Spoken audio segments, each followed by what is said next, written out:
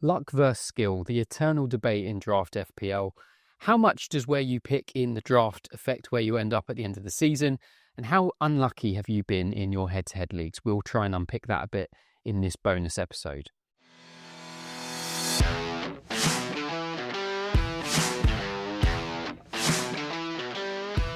Welcome back to the Draft FC podcast, the podcast website and YouTube channel dedicated to all things official Draft FPL. My name is Mitch. And in this, we've got a bonus episode looking at a little bit of data we were able to dredge out from the stuff we've got at draftfc.co.uk to answer a couple of questions which come up every single year regarding luck, skill, how much of an impact where you pick on draft day has on the final outcome, and just how much some people can suffer due to variance in their head-to-head leagues and how much the overall amount of FPL points you accumulate should dictate where you end up at the end of the season.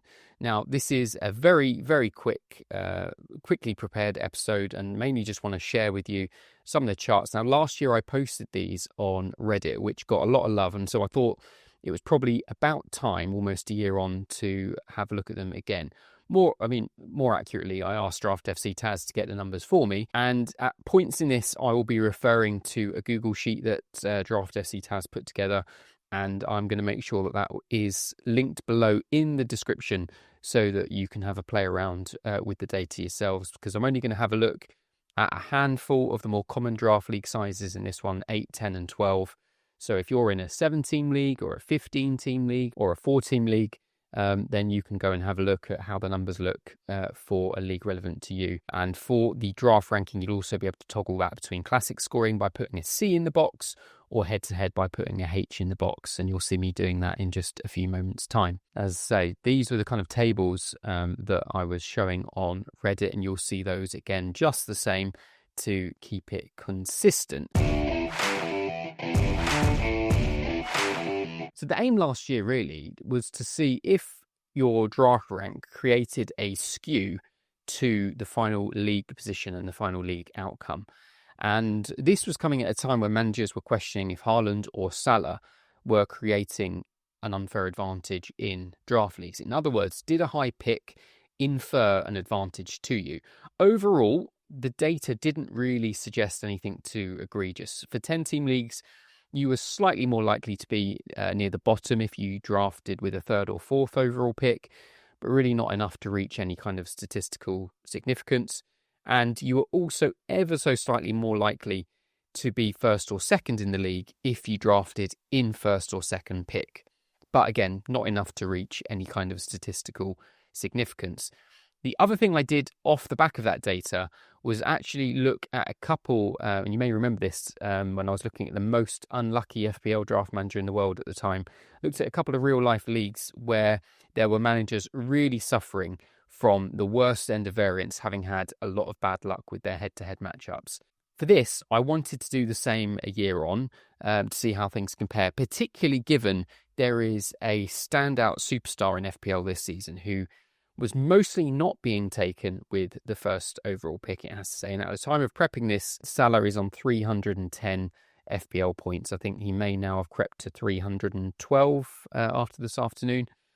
And Brian Mbeumo in 2nd place is on just 188 points. So by having Salah, it's not really an overstatement to suggest you've kind of got a 12th man playing for you every week. You know, and in terms of head-to-head leagues too, the consistency of the returns means he's a factor nearly every single week. Now, on screen now, I had a look back at some of our draft day data to have a look at where Salah was being picked in the summer. So I had a look at 8, 10 and 12-team leagues. You'll see those in the column headings on the table on screen. And we can see that for the majority of leagues, he was going around pick 2 or 3. So if you were to add those together, anywhere between 75 and 80% of Salah picks were either the 2nd or the 3rd pick overall. Hardly anyone was taking him 1st. That was overwhelmingly Erling Haaland. And then you can see it really tails off 4th, 5th, and some people even getting him 6th pick plus, which would have been a great deal for those people.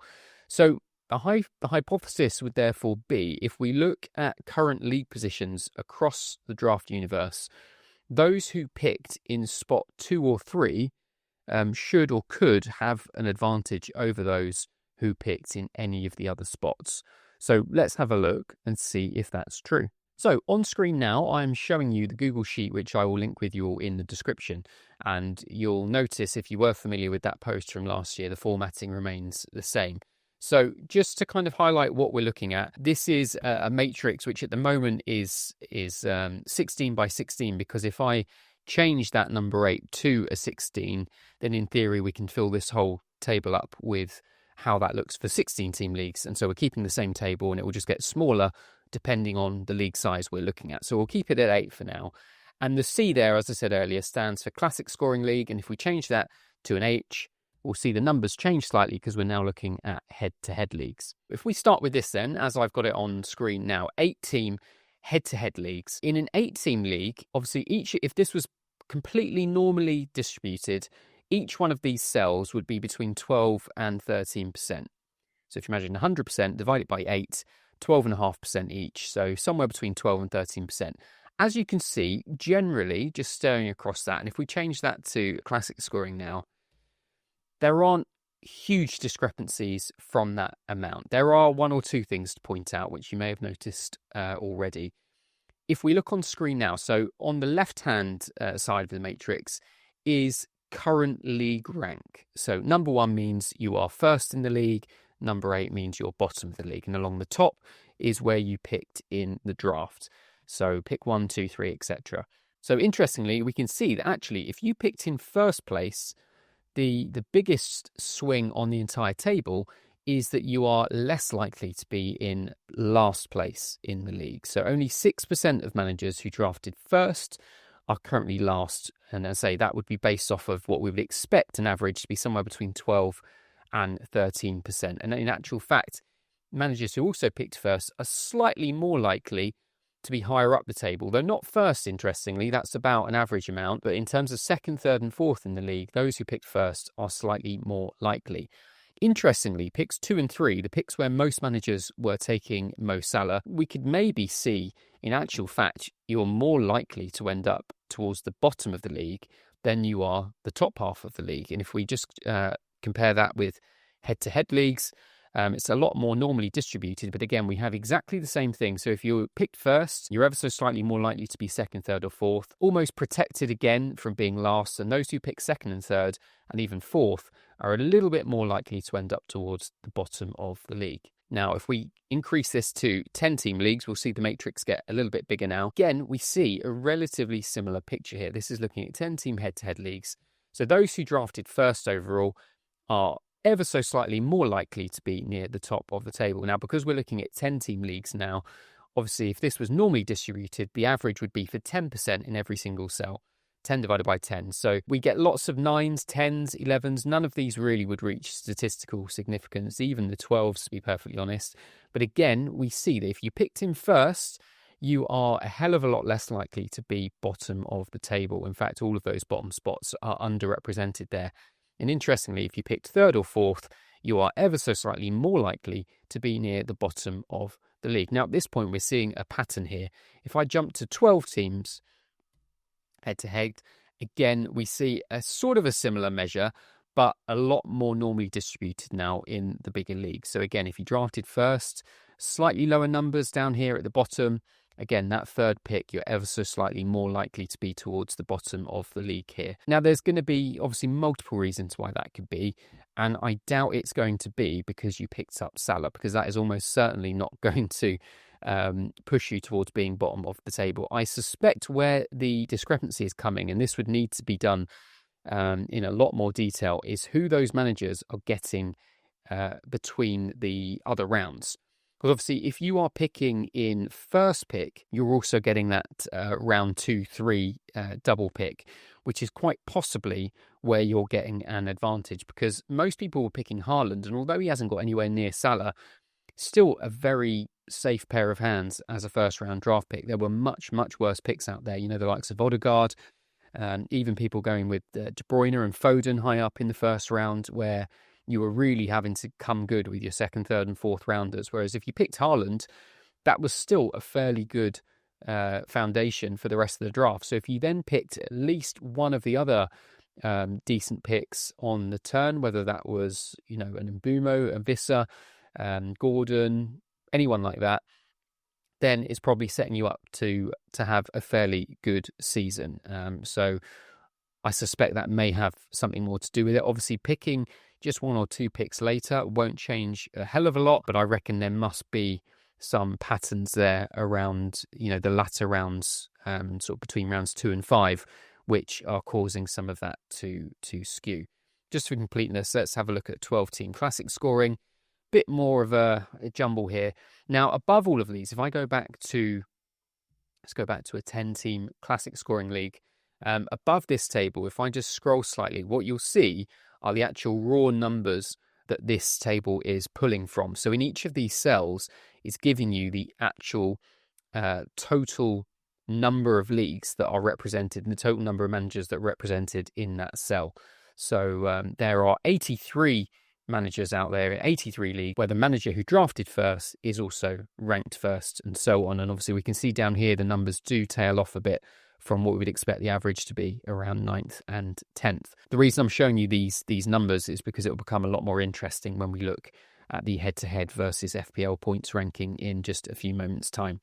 So, and you'll be able to see these numbers too when you access the spreadsheet. So when you get the spreadsheet, as I said, you just adjust the number here, switch these between C and H, and you'll be able to find the league that represents yours and kind of see how it looks and how your particular league matches up against some of these averages. We'll say the bigger the leagues get, and also the less common the league size. So for 13-team leagues, 15-team leagues, which aren't very common, there's a lot more noise and not really much of a pattern to infer. But hopefully you can appreciate the patterns that I've just pointed out, which is that if anything, if you could go back in time, you'd pick Salah first pick. But if you could go back in time, being first is not a bad place to be. So yeah, we'll leave that there. Let's go back to our slides. And if we were to just round off on that point, so, so far at least, obviously this goes up to game week 30, the verdict would seem to be that overall, the position you drafted doesn't really give you much of an excuse in terms of where you are in the league at the moment. There's maybe a few instances where being a particular draft pick is protective against being near the bottom or slightly skews you towards the top. But really, as a general rule from the data that we can see at the moment, I doubt any of these are going to reach statistical significance in giving a firm advantage on being top or being bottom. Certainly not being top. Some of those being bottom may just get to a decent p-value, but the ones being top, I don't think any of them will. So if you're top, you've done it on merit, and if the manager who happens to have Salah is top, I would bet good money that they've also got 1 or 2 gems in their squad or have made 1 or 2 early good waivers to put them there. Let's move on to the other big topic, and particularly for those who play in head-to-head draft leagues, the notion of bad luck. Now, some will scoff at the idea and maintain skill is everything. Others will be cursing the draft gods every week, wondering how they're being so hard done by. The logic is simple, really. The more FPL points you get, the more head-to-head matchups, in theory, you should win, and the higher up the table you should be sat. Fundamentally, if you've got a major issue with the league deviating from this, then go and play classic scoring leagues, because then you can do away with feeling hard done by altogether. But let's go back to the spreadsheet and see how these numbers have been stacking up this season. Same idea again. This time on the left-hand side of the matrix is your rank in terms of how many total FPL points you've got over the season. And across the top is where you rank in your head-to-head league. Now, just, from a zoomed out perspective, straight away, we can see that if you've got the most FPL points in your league, and this is looking at 8-team leagues, there is a high chance you are first in the league. So 64% of managers who have got the most overall points are sitting top of the tree. And then if we move along to that, 21% find themselves in second, 9% in third, and then it tails off towards the more unlucky end of things. Obviously, on the flip side, managers who are currently ranked bottom in terms of FPL points scored, we again see that almost the same percentages at the other end are bottom of the league. And again, that then moves further out depending on how much your luck may or may not be in. If we increase this to 10-team leagues, again, the numbers reflect very, very similarly. And again, to 12-team leagues, more similarly again. Just as a quick show, just to show what 16 teams look like, even with such huge variance with 16 teams and all the various combinations that could come out of that, the numbers still very much hold true. So even in 16 team leagues, if you've got the most FPL points or the least, there's basically a 50% chance you are in that corresponding league position. Let's go back to 10 team leagues for a second. And again, if I scroll up here, you'll be able to see the numbers that are feeding into that matrix table below. And what I want you to do is have a look at the extremes here, just next to 10 on each factor. So what this is telling us is that across the entire draft universe, if we look at this number here, there is currently one manager who has the lowest tally of FPL points in their league, who finds themselves top of the league. And on the flip side, there are two managers out there who have the highest number of FPL points, who are sat in 10th position in their league. So we have the complete polar opposites of variance, or the total polar opposites of luck, for want of a better word. And as I said last time, I had a look at some of these managers in particular to see, well, just have a nose really. And Draft FC Taz was also able to pull out some of the team IDs of these managers.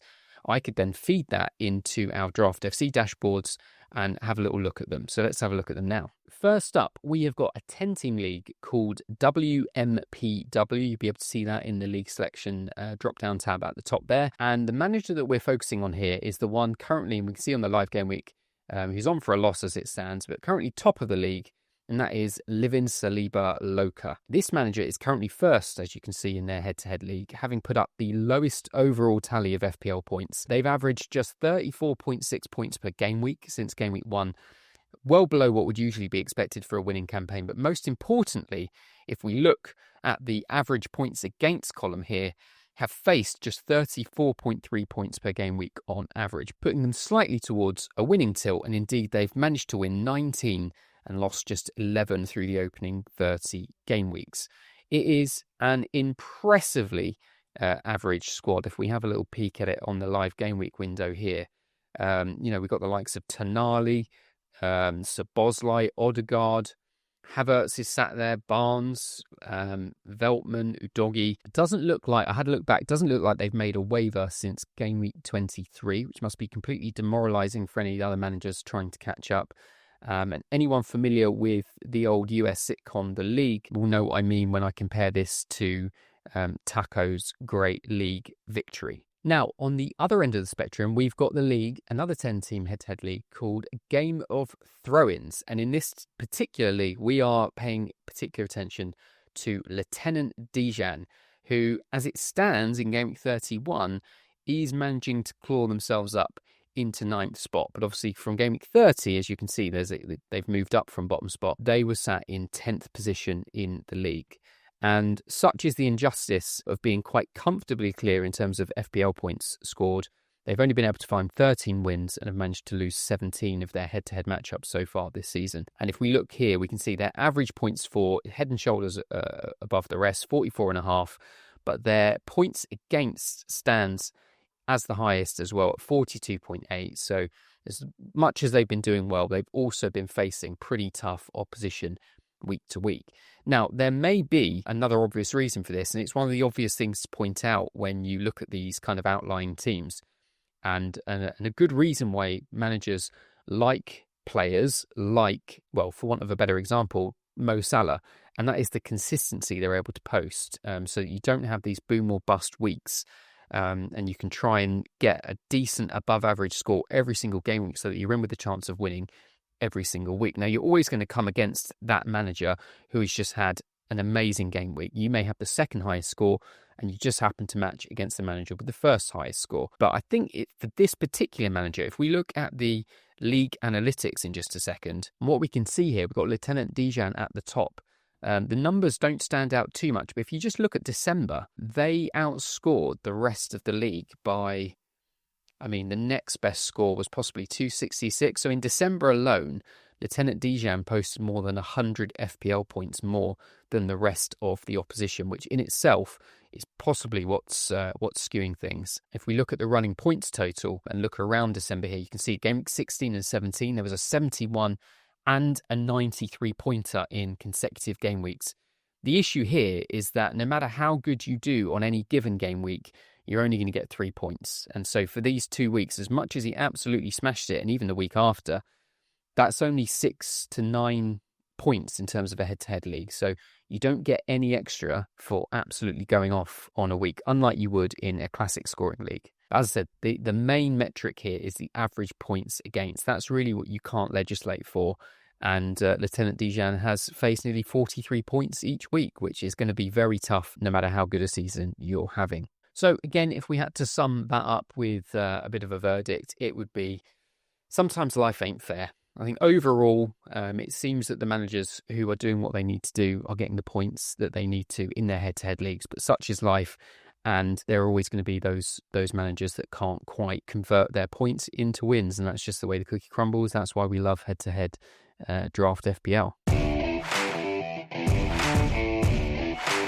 So that will do for this one. Nothing here that's going to help you in these final weeks, but data that we know engaged managers find interesting. As I said at the top, the link for the spreadsheet will be in the description below if you want to check out the tables for yourself. I'll be back in 2 or 3 days with the Game Week 32 preview, but as ever, stay shook.